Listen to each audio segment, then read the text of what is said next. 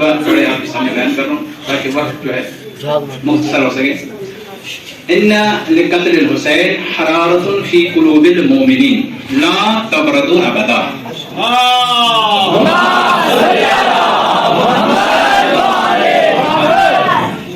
امام حسین علیہ السلام کی شہادت سے مومنین کے دلوں میں حرارت پیدا ہوتی ہے.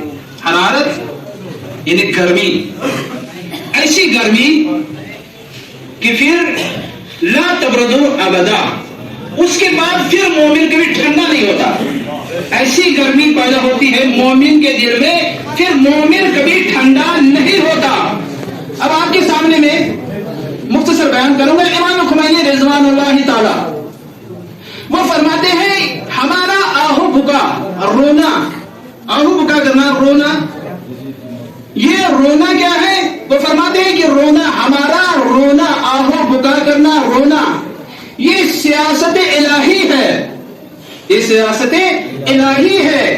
ہم آنکھوں سے اشکوں کے سیلاب جاری کر کے جو اسلام کے آگے طاغوت نے، اسلام کے دشمنوں نے دیواریں کھڑی کی ہے، دیواریں کھڑی کی ہے، باندھ بنائے ہیں، ہم ان اشکوں سے ان باندھوں کو، ان دیواروں کو توڑ دیتے ہیں. یہ بات معمولی نہ سمجھیے، یہ عشق بہانا معمولی نہیں ہے. تبھی تو عشق بہانے کی اتنی ساری فضیلتیں ہیں. اگر میں آپ کے سامنے بیان کروں گا 1 گھنٹہ صرف جو ہے رونے کی فضیلت بیان کر سکتا ہوں کہ رونے کی کتنی فضیلت ہے.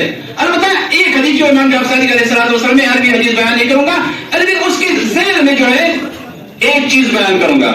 وہ یہ کہ جب کسی نے سوال کیا، مولانا نے جب حدیث بیان کی کسی نے سوال کیا، مولانا تھوڑی سی وضاحت فرمائے. مولانا نے فرمایا اگر ایک ذاکر، ایک عالم، ایک عزادار، کوئی بھی جو عشق حسینی رکھنے والا ہے، اگر وہ 100 آدمی کو رلائے تو اس پر جنت واجب. اس کے بعد پھر مولانا نے وضاحت فرمائی کہ اگر 50 آدمی کو رلائے پھر بھی جنت واجب، اگر 30 آدمی کو رلائے پھر بھی جنت واجب، 5 آدمی کو رلائے پھر بھی جنت واجب، 1 آدمی کو رلائے پھر بھی جنت واجب، اگر صرف خود روئے تب بھی جنت واجب، اگر رونے جیسی صورت بنائے تب بھی جنت واجب.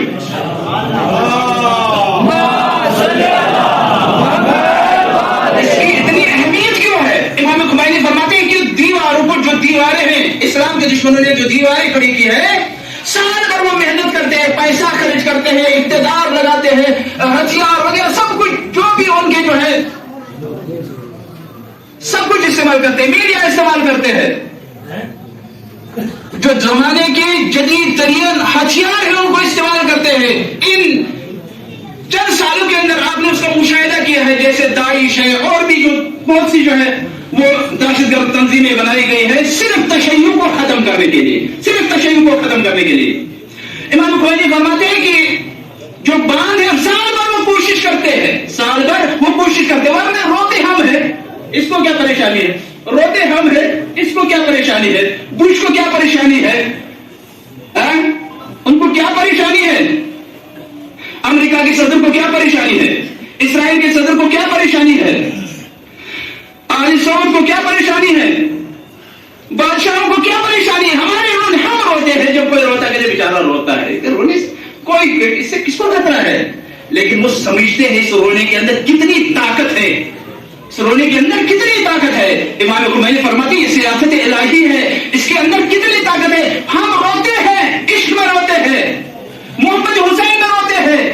ہو سکتا ہے بعض لوگوں کو اس کی اہمیت کا اندازہ نہ ہو، اس رونے کی اہمیت کا اندازہ نہیں ہے، لیکن اس رونے کی اتنی اہمیت ہے. سال بھر دشمن کوشش کرتے ہیں اس رونے کو روکا جائے، لیکن جیسے ہی محرم کے ایام آ جاتے ہیں ان کا سارا پیسہ بیکار ہو جاتا ہے، ان کی ساری کوششیں بیکار ہو جاتی ہے. کیوں؟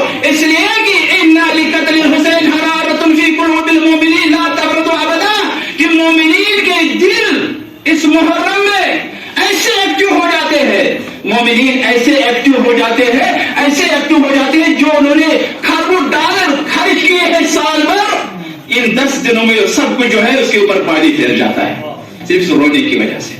اتنی طاقت ہے اس رونے میں، اتنی طاقت ہے اس رونے میں. عزیزو دوستو، لیکن ہماری ذمہ داری ہے، ہم نے اگر مکتب اہل بیت کو اپنایا ہے ہمارے اوپر زیادہ ذمہ داری ہے۔ ہم کہتے ہیں کہ حق ہمارے پاس ہے، حق ہمارے پاس ہے۔ ہم یہ بھی کہتے ہیں ہمارے فقہ کا کوئی خاص نام نہیں ہے، ہم کہتے ہیں ہمارے فقہ محمدی ہے، کوئی یہ دعویٰ نہیں کرتا، سب کسی اور کا نام لیتے ہیں، ہم کہتے ہیں فقہ محمدی ہے۔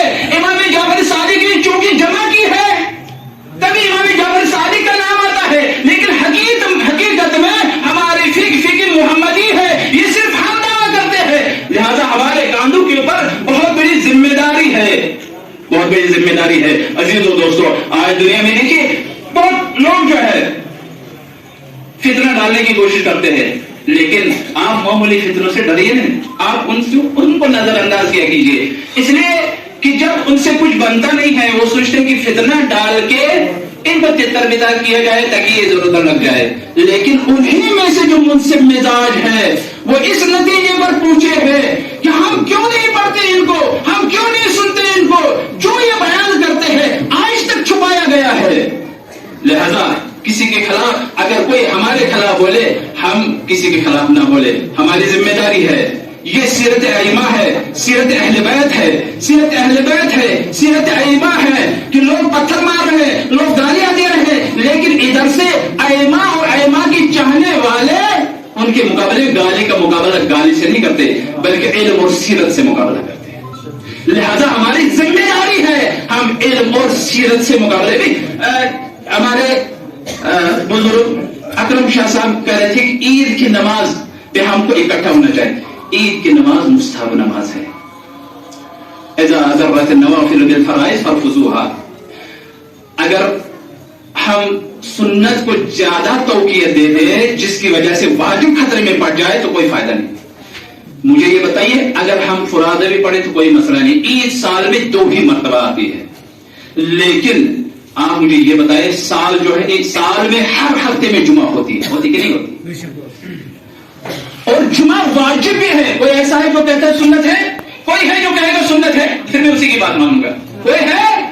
سب کہتے ہیں واجب ہے، فرق اتنا ہے واجب تک ہی ہے، مگر ہے واجب یہ سنت، اور اس میں اگر 3 جمعہ میں لگاتار شرکت نہ کرے تو کفر کی حد تک پہنچ جاتا ہے۔